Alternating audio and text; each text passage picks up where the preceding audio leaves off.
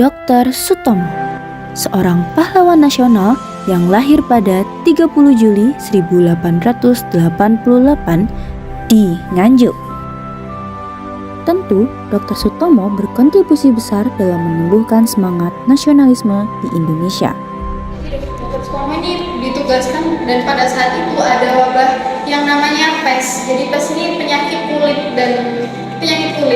Dan untuk Dr. Sutomo sendiri itu ditugaskan di Jawa dan di Sumatera. Untuk tugas pertamanya itu ada di Semarang. Lalu di tahun 1917 beliau ditugaskan di Blora, Jawa Tengah. Karena kan tugas beliau ini sangat mengesankan, beliau tuh mendapatkan beasiswa untuk melanjutkan pendidikannya di Jerman dan juga di Belanda. Dan di Belanda ini beliau mengambil kedokteran spesialis kulit dan kelamin, dikarenakan pada saat itu di Indonesia ini banyak prostitusi. Lalu setelah melanjutkan pendidikannya di Jerman dan di Belanda, beliau kembali ke Indonesia, tepatnya di Surabaya dan menetap. Lalu beliau tuh menjadi dosen dan dokter. Beliau tuh menjadi dosen di salah satu sekolah yaitu bernama NIAS. Jadi NIAS ini cikal bakal dari Fakultas Kedokteran UNER. Lalu beliau juga membuka praktek di rumahnya untuk keluarga pribumi yang tidak memiliki uang bisa praktek di sana dengan tidak dikenakan tarif. Lalu di sebelah sini ada ruang Dr. Sutomo saat di Rumah Sakit Simpang.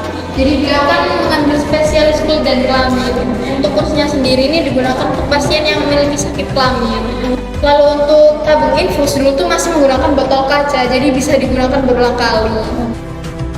Selain Budi Utomo, beliau juga mendirikan salah satu organisasi yang namanya ISC. ISC ini adalah Indonesia Study Club, kayak perkumpulan dari kaum terpelajar atau mahasiswa. Nah, kenapa sih kok beliau mendirikan ISC ini? Karena beliau itu menganggap bahwa Budi Utomo udah nggak relevan lagi dengan tujuannya. Kayak Budi Utomo ini hanya mementingkan orang Jawa aja dalam tujuannya gitu. Nah, PBI ini juga sempat mendirikan sebuah bank yang namanya Bank Bumi Putra, lalu berganti nama menjadi Bank Nasional Indonesia. Nah, beliau juga itu sempat mendirikan atau merilis sebuah majalah yang namanya Majalah Penyebar Semangat. Untuk majalahnya sendiri itu dari dulu hingga sekarang masih eksis, kayak sekarang itu masih diterbitin gitu. Nah, majalahnya dari dulu hingga sekarang juga masih menggunakan bahasa Jawa, khususnya bahasa Jawa Ngoko Halus. Nah, tadi pada 1934 kan istri beliau meninggal nih. Nah, beliau pada 1936 beliau itu berkeliling ke daerah atau negara Timur Tengah, khususnya Arab dan juga Mesir. Di sini beliau memperdalam ilmunya terkait perjuangan masyarakat gitu. Jadi beliau itu bisa menggunakan ilmunya untuk memperjuangkan kemerdekaan di Indonesia. Jadi pemerintah itu memberikan sebuah apresiasi yang dimana wajah dari Dr. Sutomo itu dijadikan figur uang Rp1.000 pada 1980. Pada 1980 ini kan uang Rp1.000 itu berhitung besar ya. Nah, ada juga salah satu rumah sakit yang sampai sekarang itu namanya Rumah Sakit Dr. Sutomo. Jadi itu salah satu bentuk apresiasi dari pemerintah.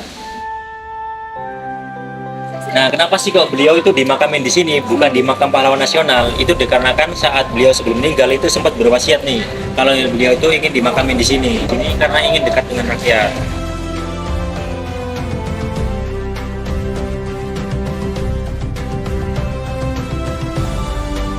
Kalau menurut saya itu sudah sangat berkurang ya.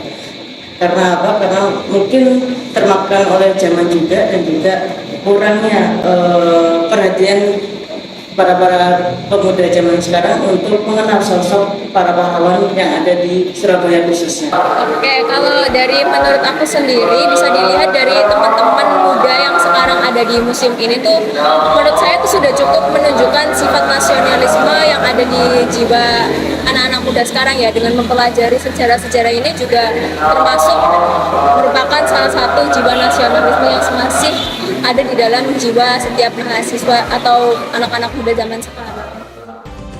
Kesimpulan yang dapat kita ambil adalah, sebagai mahasiswa, kita bukan hanya belajar untuk diri sendiri, tetapi juga untuk masa depan bangsa. Dr. Sutomo mengajarkan bahwa nasionalisme bukan sekedar kata, tetapi tindakan melalui ilmu, pengabdian, dan kepedulian kepada sesama.